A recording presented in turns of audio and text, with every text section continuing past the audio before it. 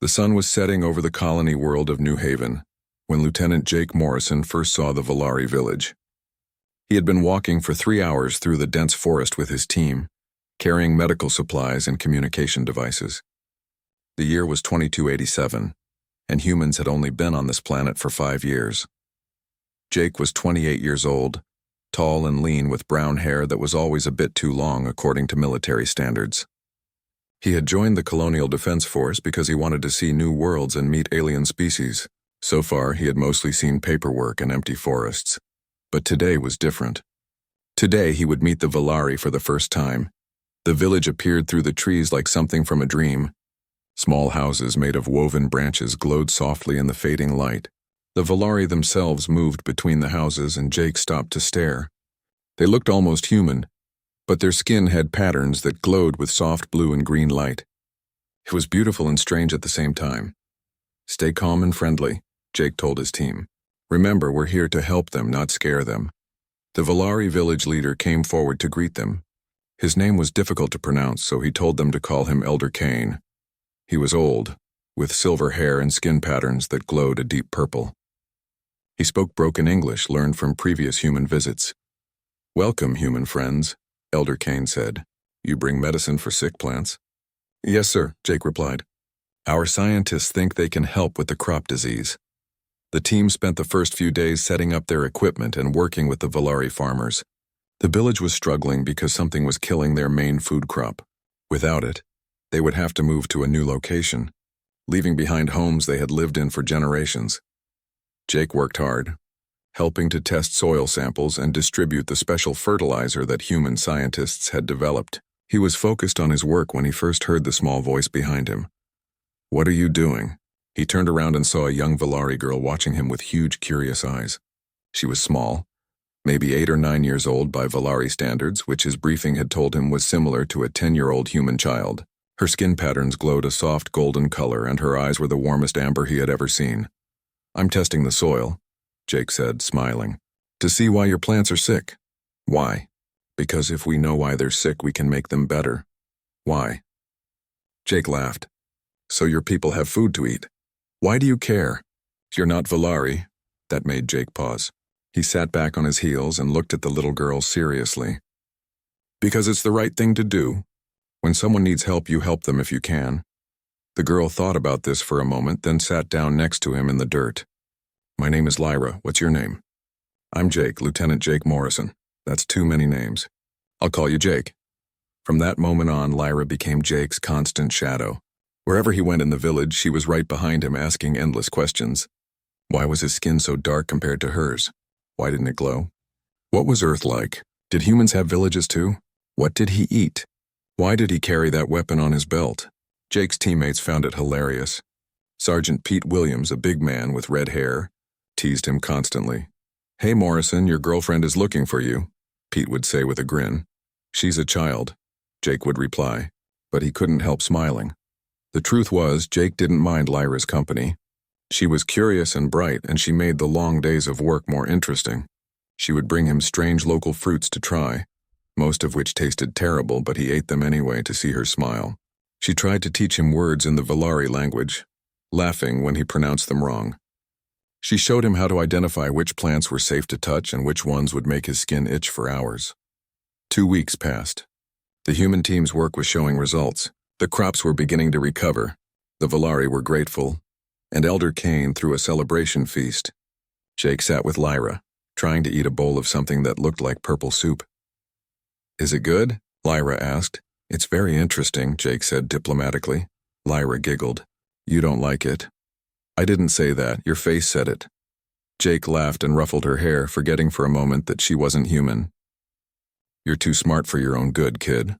On the last day before the human team was scheduled to leave, Lyra found Jake packing his equipment. She was unusually quiet, and when he looked at her, he saw tears running down her glowing cheeks. "Hey, what's wrong?" Jake asked, concerned. "You're leaving," Lyra said in a small voice. "You're going back to your colony." "I have to. My job is done here. Will you come back?" Jake hesitated. He didn't know. The colony had many villages to help, and he might be assigned somewhere else next time. "I don't know, Lyra, maybe. I don't want you to go." She reached into her pocket and pulled out something small. "I made this for you." It was a bracelet woven from some kind of fiber that glowed softly in the dim light of the house. The work was delicate and must have taken her hours to make. "Lyra, this is beautiful," Jake said, genuinely touched. He tied it around his wrist. "Thank you." But Lyra was crying harder now. "I'll miss you. I'll miss you so much." Jake felt his heart break a little. He had grown fond of this strange alien child over the past few weeks. He knelt down to her level and tried to think of something to say that would make her feel better. The other soldiers had gathered near the door, ready to leave. Pete saw Lyra crying and called out, "Come on, Morrison, say goodbye to your girlfriend." The others laughed, and Jake shot them an annoyed look. But the comment gave him an idea. He turned back to Lyra and said with a warm smile, "Tell you what, when you're all grown up, if you still remember this silly human, come find me and I'll marry you. How's that sound?" He meant it as a joke, the way adults say impossible things to children to make them smile. It worked. Lyra's face lit up like the sun. "Really? You promise?" "I promise," Jake said, still smiling. Lyra grabbed his hand and pressed her glowing palm against his. "This is how Valari make promises," she said seriously. "Now it's real." Jake felt a slight warmth where their hands touched but thought nothing of it. "Okay then, it's a deal." "I'll find you," Lyra said, her tears gone, replaced by a determined expression that looked odd on such a young face. "When I'm grown up, I'll find you, Jake, and you'll marry me." "Sure, kid, sure." The team left the next morning. As they walked back through the forest toward the colony, Pete clapped Jake on the shoulder. "That was nice what you did back there. Cheered her right up?" "Yeah," Jake said, looking at the glowing bracelet on his wrist. "She's a good kid. Shame you'll probably never see her again." Jake nodded. The colony was huge, and he would likely be assigned to dozens of different places over the years. The chances of returning to that specific village were small. He took one last look back at the forest, then turned toward home. He would remember Lyra fondly, he thought. The curious little alien girl who had followed him around for 2 weeks. It was a nice memory. He had no idea that in 15 years that careless promise would change his life forever. 15 years had passed since that day in the Valari village, and Jake Morrison was a different man now. He was 43 years old, with gray beginning to show at his temples and lines around his eyes that hadn't been there before. He had the rank of commander now, and he was in charge of Guardian Station, a massive defense platform that orbited New Haven. The years had not been kind to Jake. He had married a human woman named Sophie 8 years ago, but the marriage had fallen apart after only 3 years. She had wanted a husband who was home for dinner. He had been a soldier who was always deployed somewhere dangerous. They divorced without anger, just sadness and the understanding that they wanted different lives. After the divorce, Jake had thrown himself into his work. He fought in the border wars against an aggressive alien species called the Krell. He had seen friends die and had killed more enemies than he cared to count. He had earned medals and promotions and the respect of his crew, but somewhere along the way, he had lost the optimistic young lieutenant who used to care about helping alien villages. Now he spent his days managing schedules, reading reports and making sure Guardian Station ran smoothly. It was important work, but it felt empty. He had become the kind of officer he used to dislike, buried in paperwork and forgetting why he'd joined the service in the first place.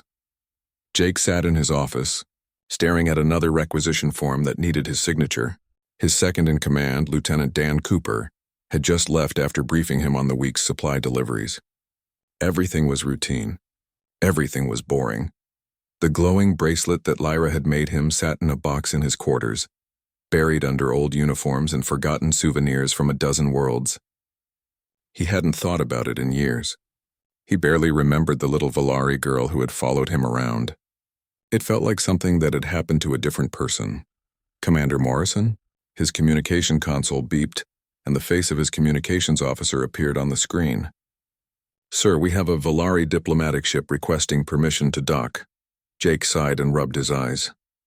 "What's the ship's designation?" "The Starlight Path, sir. They say they have a diplomat on board who specifically requested a meeting with you." That was unusual. Jake handled military matters, not diplomatic ones. "Did they say what this is about?" "No, sir. Just that it's a personal matter and very important." "Fine. Grant them docking permission at Bay 7. I'll meet with their diplomat in conference room 3 in 1 hour. Yes, sir. Jake stood and stretched, his back popping.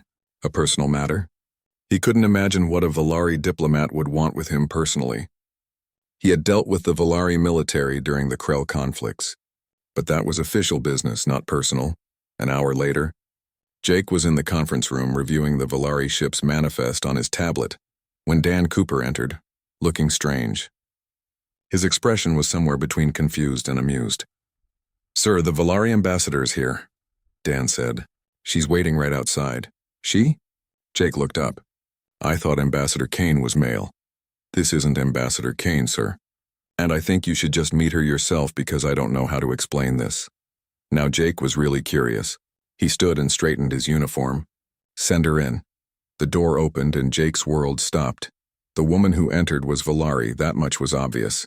Her skin had the characteristic glowing patterns, flowing across her face and arms like living art in shades of gold and amber. She was tall and elegant, wearing a formal diplomatic uniform that somehow looked both professional and beautiful. Her hair was long and dark, and her eyes were the exact shade of warm amber that Jake suddenly remembered from 15 years ago. But that was impossible. Hello, Commander Morrison, the woman said, her voice smooth and confident.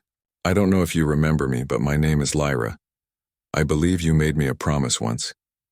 Jake felt like someone had punched him in the stomach. Lyra, the little girl from the village? Not so little anymore, Lyra said with a small smile. It's been 15 years. I'm 23 now by Valari count. That's about 25 in human years. Jake's mind was racing. He looked at this beautiful, confident woman and tried to match her with the curious child who had followed him around asking questions. You grew up. People tend to do that, Lyra said, still smiling. I mean, I never thought I'd see you again. How did you even find me? It wasn't difficult. You're quite famous, Commander. Your service record is impressive, and I've been keeping track of you for years. That should have been creepy, but the way she said it made it sound perfectly reasonable. Jake realized he was staring and gestured to a chair. Please sit down. I'm sorry, I'm just shocked. Lyra sat gracefully, and Jake noticed she moved like a soldier, not just a diplomat. There was a controlled strength in her movements that spoke of training. So, Jake said, sitting across from her and trying to regain his composure. What brings you to Guardian Station? I assume this isn't just a social visit? Not just social, no. I'm here as part of a diplomatic mission between the Valari Council and the human colonial government. But I also requested this assignment specifically because you're stationed here. Because of the promise, Jake said slowly, starting to understand. Because of the promise, Lyra confirmed. Jake rubbed his face with both hands. Lyra, I don't know what you remember, but I was joking. I said that to make you stop crying. You were a child, and I was trying to cheer you up. I never thought you'd actually come looking for me 15 years later. I know you were joking, Lyra said calmly. I understood that even then. But I also decided that if I grew up and still wanted to hold you to that promise, I would. And I do. That's crazy, Jake said, but not unkindly. You don't even know me. I'm not the same person I was back then. Neither am I, Lyra replied. But I've spent 15 years learning about you, Commander. I know your service record. I know about your divorce. I know you were wounded twice fighting the Krell. I know you earned the Star of Valor for saving your crew during the Battle of Meridian Station.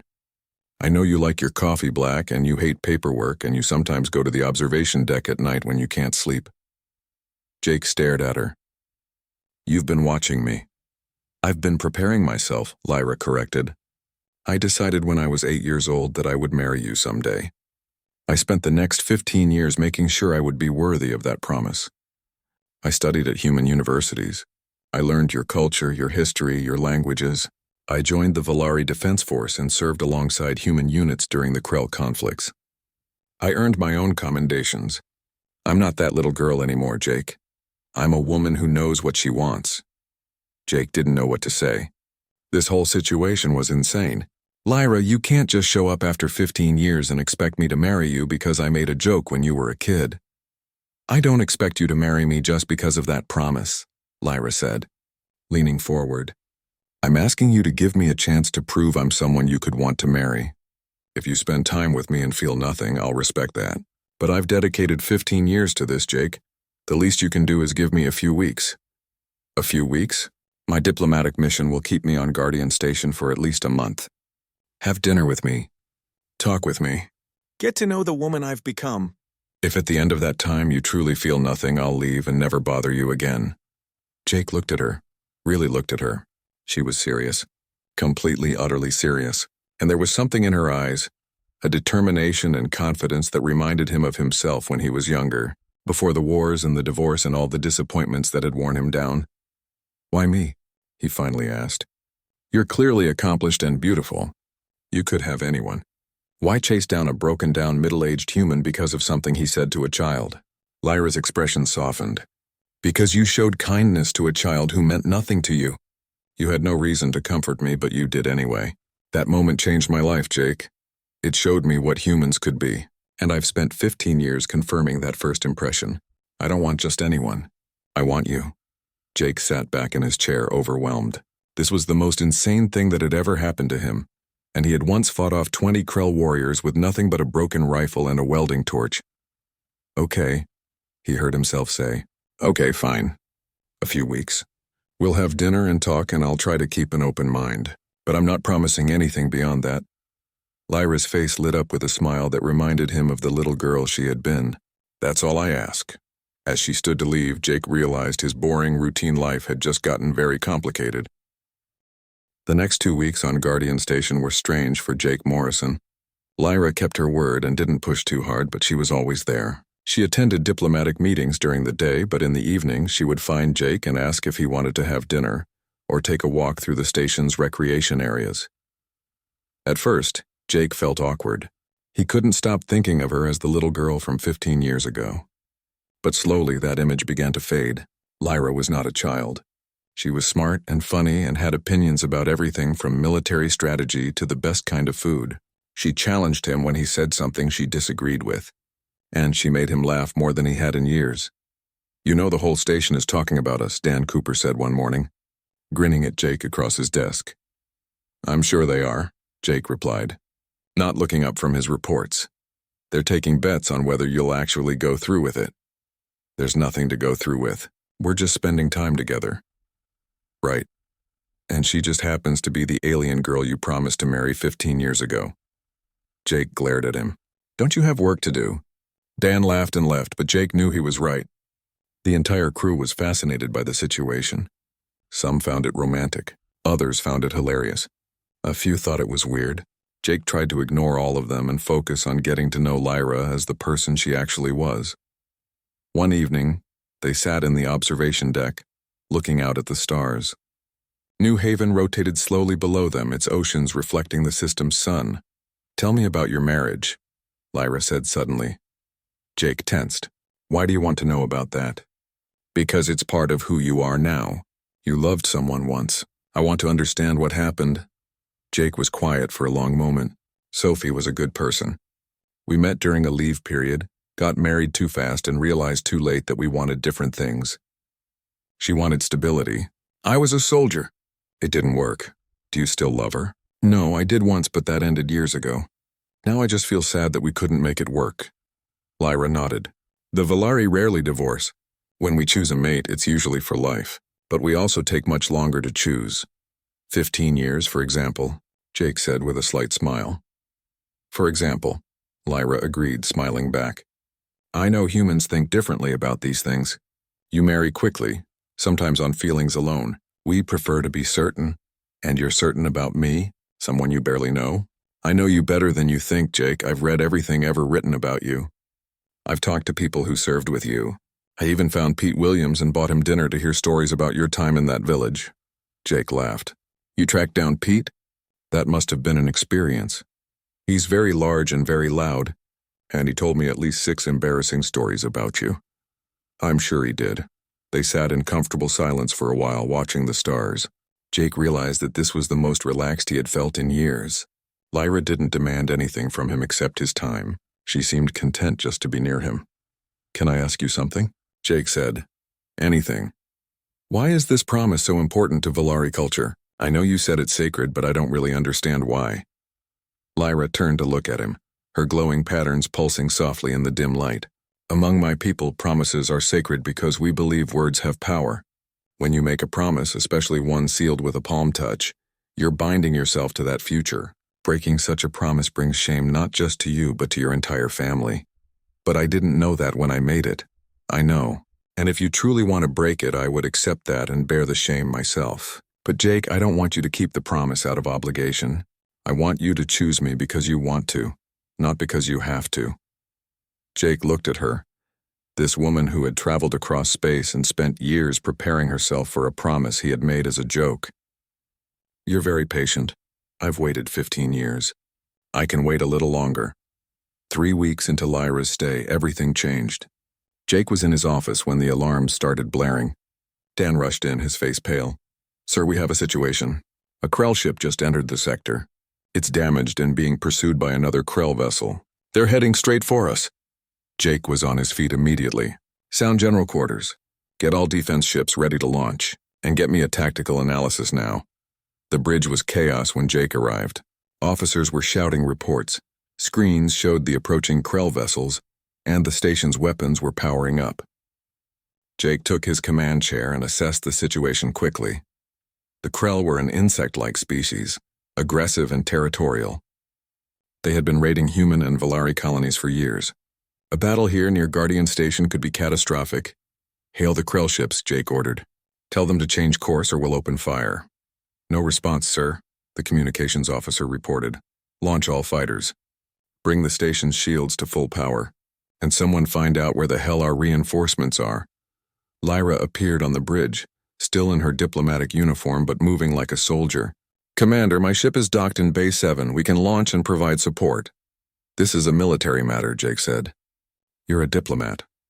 I'm also a decorated officer in the Volari Defense Force, Lyra replied calmly. And my ship has weapons. Let us help. Jake looked at her, saw the determination in her eyes, and nodded.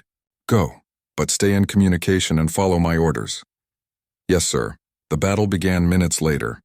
The pursuing Krell ship opened fire on the damaged one, and the damaged ship fired back. Guardian Station was caught in the middle. Jake's fighters engaged the Krell, and Lyra's ship, crewed by both Volari and humans, joined the fight. It was brutal. The Krell were fierce fighters, and they didn't retreat. Jake coordinated the defense, ordering his ships to focus fire on the pursuer's engines while trying to disable the damaged ship without destroying it. Then everything went wrong. The damaged Krell ship fired a weapon they hadn't seen before, some kind of electromagnetic pulse that shut down Guardian Station's main power. Half the systems went dark. The shields failed. Get those systems back online, Jake shouted. Reroute emergency power to shields and weapons. Working on it, sir. One engineer yelled back. The Krell saw their opportunity. Boarding pods launched from both ships, heading straight for Guardian Station. Jake's blood ran cold. If the Krell got inside, they would slaughter everyone on board. All hands prepare to repel boarders, Jake ordered. Marines to defensive positions. This is not a drill. He drew his sidearm and looked at Dan. Get to the command center and coordinate defense from there. I'm going to the breach points. Sir, you can't. That's an order, Lieutenant. Jake ran through the corridors, gathering Marines as he went. They reached the docking bay just as the first Krell boarding pod smashed through the bay doors. The pod opened, and Krell warriors poured out, each one nearly 7 feet tall with armored carapaces and multiple arms holding weapons. The fight was savage. Jake and his Marines opened fire, and the Krell returned it. The sound was deafening. Jake saw Marines fall, saw Krell collapse, and kept firing. This was what humans did. They didn't quit. They didn't run. They fought with everything they had. A Krell warrior broke through the line and rushed at Jake. He emptied his pistol into it, but it kept coming. He dodged its blade arm and grabbed a piece of broken metal from the floor, swinging it like a club. The Krell's armor cracked, and Jake hit it again and again until it finally fell. Around him, the battle raged. Humans and Krell fought hand to hand when they ran out of ammunition. The Marines turned the docking bay into a death trap, using every piece of cover and every tactical advantage they could find. Then Lyra appeared, fighting alongside a group of human Marines. She moved like water, graceful and deadly, using Krell weapons she had taken from fallen warriors. When she saw Jake, she fought her way to his side. You should be in your ship, Jake shouted over the noise. My ship is fine, Lyra shouted back. You need help here. A massive Krell warrior, bigger than the others, charged at them. Jake pushed Lyra aside and raised his weapon, but it was empty. The Krell's blade came down and Jake barely rolled away. He grabbed another discarded weapon, but he knew he wouldn't be fast enough. Lyra stepped between them, holding 2 Krell rifles, and opened fire with a fury that shocked even Jake. She didn't stop shooting until the big warrior fell, and then she kept her weapons trained on it until she was certain it was dead. More Marines arrived, and slowly, painfully, they pushed the Krell back. Jake's reinforcements finally arrived from the colony and the battle turned. The Krell ships were disabled and the remaining boarders were either killed or surrendered. When it was over, Jake stood in the ruined docking bay, covered in blood and exhausted. Lyra stood next to him, looking just as battered. Around them, medics were treating the wounded and covering the dead. "You saved my life," Jake said quietly. "You would have done the same for me," Lyra replied, just as quietly. Jake looked at her, really looked at her, and saw not the child from his past, but the warrior who had just fought beside him. She was brave and strong and loyal, and in that moment something shifted in his heart. Jake woke up in the medical bay 3 days after the battle. His head hurt. His ribs were wrapped in bandages and every muscle in his body ached. He tried to sit up and immediately regretted it. "Easy," a familiar voice said. Lyra appeared beside his bed, looking tired but uninjured. "You have 2 broken ribs, a concussion, and various cuts and bruises. The doctor said you need to rest." "How long have I been out?" Jake asked, his voice rough. 3 days. "They had to put you in medical sleep to let your body heal." Jake looked around the medical bay. It was full of injured crew members, both human and Valari. Some were sleeping. Others were being tended by medical staff. "How many did we lose?" Lyra's expression grew sad. 23 humans and 4 Valari. Another 40 wounded seriously enough to need extended care. 23. Jake closed his eyes and felt the weight of those deaths. They were his crew, his responsibility. The station? Damaged but functional. Repair crews have been working around the clock. We should be back to full capacity in another week. And you? Are you hurt? Lyra smiled slightly. A few cuts. Nothing serious. I heal fast. Jake studied her face and noticed the dark circles under her eyes. How long have you been sitting here? Since they brought you in. Lyra, that was 3 days ago, I know. I left for meals and to file my reports, but otherwise I stayed. I wanted to be here when you woke up. Something warm spread through Jake's chest. You didn't have to do that. Yes, I did. Lyra took his hand gently, careful not to disturb the IV line. Jake, when I saw that Krell warrior about to kill you, I felt something I've never felt before. Pure terror. Not for myself, but for you. The thought of losing you before I even had a chance to really know you was unbearable. Jake squeezed her hand. You were amazing out there. I've seen a lot of fighters in my life, but you were something else. My people are taught to fight from a young age, but we're also taught to protect those we care about. And I care about you, Jake. I've cared about you for 15 years. I'm starting to understand that, Jake said quietly. I'm also starting to understand that you're not the little girl I remember. You're a warrior, a diplomat, and apparently someone stubborn enough to wait 15 years for a promise to come true. Lyra laughed softly. Stubbornness is a trait I learned from studying humans. You people never give up on anything. Is that what attracted you to me? Human stubbornness? Partly. But it was more than that. Lyra's glowing patterns pulsed gently. You showed kindness when you didn't have to. You kept fighting even when you were injured. You care about your crew so deeply that you'd die for them. Those are the qualities I want in a partner, Jake. Not just stubbornness, but courage and compassion and loyalty. Jake was quiet for a moment. Can I tell you something? Something I haven't admitted to anyone? Anything. When that Krell warrior was about to kill me, my first thought wasn't about dying. It was about you. I thought, I can't die yet. I haven't given Lyra a real chance. That's when I knew something had changed. Lyra's eyes widened. Jake, I'm not saying I'm in love with you, not yet. But I'm saying that somewhere in the last few weeks, you stopped being a memory of a child and became someone important to me. Someone I don't want to lose. Tears gathered in Lyra's eyes, making her glowing pattern shimmer. That's more than I hoped for.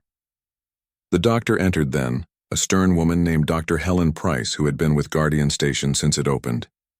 She looked at Lyra and shook her head. I told you to go rest. You're no good to anyone if you collapse from exhaustion.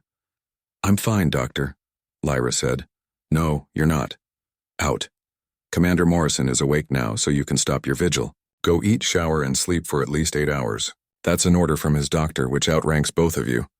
Lyra looked at Jake, who nodded. She's right, go rest. I'll still be here when you get back. Promise? Lyra asked with a small smile.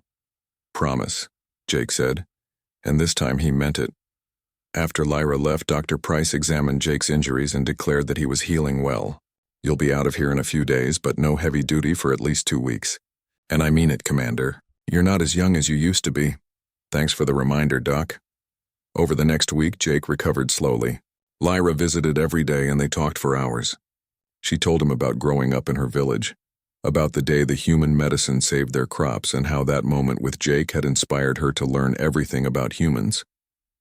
She told him about her years at Earth universities, about the prejudice she sometimes faced as an alien, and about her determination to prove herself worthy. Jake told her about his life too. About his failed marriage, about the battles he had fought, about the friends he had lost. He told her about the nightmares he sometimes had, about the weight of command, and about how he had started to feel empty inside until she showed up and reminded him what it felt like to care about something again. You make me want to be better, Jake admitted one afternoon. You make me remember who I used to be before I let the years wear me down. You're already the best version of yourself, Lyra replied. You just forgot for a while. When Jake was finally released from medical, he found that the whole station seemed different. His crew looked at him with renewed respect after the battle. They had seen him fight alongside them, had seen him risk his life for theirs, and they had seen Lyra do the same. The betting pool about whether Jake would marry Lyra had apparently reached ridiculous amounts. Dan Cooper informed him with a grin that the odds were now heavily in favor of a wedding. How much did you bet? Jake asked. That's classified information, sir, Dan replied, still grinning. Jake shook his head, but he was smiling. A few months ago, he would have been annoyed by the crew's interest in his personal life. Now he found it oddly comforting. They cared about him and they liked Lyra. That mattered more than he had expected. One evening, Jake took Lyra to the observation deck where they had spent so many hours talking. He had been thinking about what he wanted to say for days, and he was nervous in a way he hadn't been since he was a young man. Lyra, there's something I need to tell you, he began. She turned to him, her expression curious. What is it? When you first showed up and told me about the promise, I thought you were crazy. I thought this whole thing was impossible, and that you'd realize it and leave. But you didn't leave. You stayed and you showed me who you really are. You're brave and smart and loyal. You make me laugh. You challenge me. You saved my life. And somewhere along the way I started to fall for you. Lyra's glowing patterns flared bright with emotion.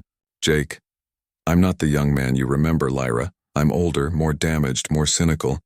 I have nightmares and bad habits and a dangerous job. But if you still want me, if you can accept all of that, then I want to try. I want to see where this goes.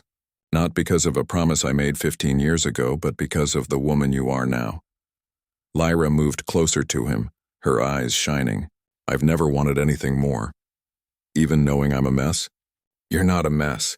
You're a man who has fought hard and survived and kept his humanity intact. That's not being a mess, Jake. That's being a hero. Jake laughed. I'm no hero. You are to me. You've been my hero since I was 8 years old, and seeing you now only confirms what I've always believed. You're exactly the kind of man worth waiting 15 years for. Jake pulled her close and she wrapped her arms around him. They stood like that for a long time, holding each other and looking out at the stars. New Haven rotated below them, peaceful and beautiful, unaware of the two people falling in love high above its surface.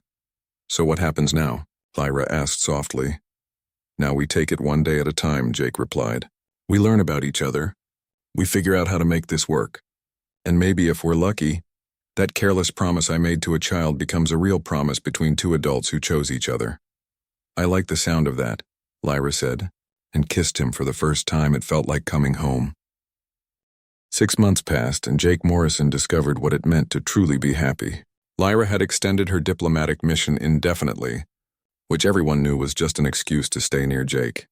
They spent almost every free moment together, learning each other's habits and preferences and dreams. Jake learned that Lyra sang to herself when she thought no one was listening, that she was terrible at chess but excellent at strategy games, and that she had a habit of touching his hand whenever she was nervous.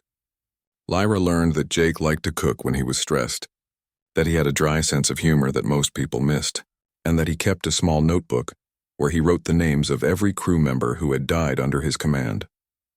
They had their first argument 3 months into their relationship about something stupid that neither of them could remember later. They had their first real test when Jake had to deploy to a dangerous sector for 2 weeks, and Lyra worried herself sick until he returned. They had moments of doubt, moments of joy, and moments where they simply sat together in comfortable silence. The crew of Guardian Station had stopped taking bets and started planning a wedding instead. No one was surprised when Jake finally asked Lyra to marry him properly, with a real ring and a genuine proposal instead of a careless promise to a child. He did it simply, in the observation deck where they had spent so many hours. Lyra, 15 years ago I made you a promise without understanding what it meant. Today I want to make you a new promise, one I fully understand and completely mean. Will you marry me? Lyra's answer was yes before he even finished the question. The wedding was planned for the summer on New Haven, in the same Valari village where they had first met. When Jake suggested it, Lyra had cried happy tears and kissed him until he couldn't breathe. Now, on the day of the wedding, Jake stood in a small room in Elder Kane's house, adjusting his dress uniform for the 5th time. Dan Cooper stood next to him, wearing his own dress uniform and trying not to laugh. Stop fidgeting, Dan said. You look fine. I'm not fidgeting, Jake replied, adjusting his collar again.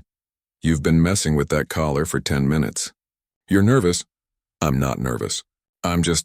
Jake paused. Okay, I'm terrified. Of what? You love her. She loves you. This is the easy part. What if I mess it up? What if I'm not the husband she deserves? Dan put a hand on Jake's shoulder. You faced down Krell warriors, commanded a defense station during an attack, and survived more battles than most soldiers see in a lifetime. I think you can handle being married to a woman who adores you. Jake laughed despite his nerves. When did you become so wise? I've always been wise. You just never listened. Pete Williams burst into the room looking slightly drunk and very happy. Morrison! They're ready for you out there. And let me tell you, your bride looks absolutely stunning. I mean, she's glowing. Literally glowing. That's just what Valari do, Pete, Jake said, but he was smiling. Yeah, well, she's doing it extra bright today. Come on, let's get you married. The 3 of them walked out to the village square, which had been transformed for the wedding. Flowers from both Earth and New Haven decorated everything. Chairs had been set up in rows filled with humans and Valari, who had come from all over the colony and beyond. Jake's crew from Guardian Station was there, along with Valari warriors who had served with Lyra, and even some colonial officials who had taken an interest in the unusual union. At the front, under an arch woven from bioluminescent vines, stood the officiant who would perform the ceremony. She was a human chaplain who had learned Valari customs specifically for this wedding. Next to her stood Elder Kane, who had insisted on being part of the ceremony since he had known both Jake and Lyra from the beginning. Music began to play, a blend of human and Valari instruments that created something entirely new and beautiful. Jake took his place under the arch, and his heart started beating faster. Then Lyra appeared, and Jake forgot how to breathe. She wore traditional Valari wedding garments that seemed to be made of light itself. Her glowing patterns were bright and beautiful, flowing across her skin in intricate designs that told the story of her life and her love. Her hair was adorned with small glowing flowers, and her eyes were fixed on Jake with such love and happiness that he felt tears prick his eyes. She walked toward him slowly, savoring every step. When she reached him, she took his hands and smiled. Hi, she whispered. Hi, he whispered back. You're beautiful. So are you. The ceremony was a blend of human and Valari traditions. They exchanged vows in both English and the Valari language. They pressed their palms together in the Valari promise gesture that Lyra had taught him 15 years ago. They exchanged rings, a human tradition that Lyra had loved when she learned about it. When it came time for Jake's vows, he pulled out a piece of paper, but then folded it and put it away. I wrote something formal, he said, but that's not what I want to say.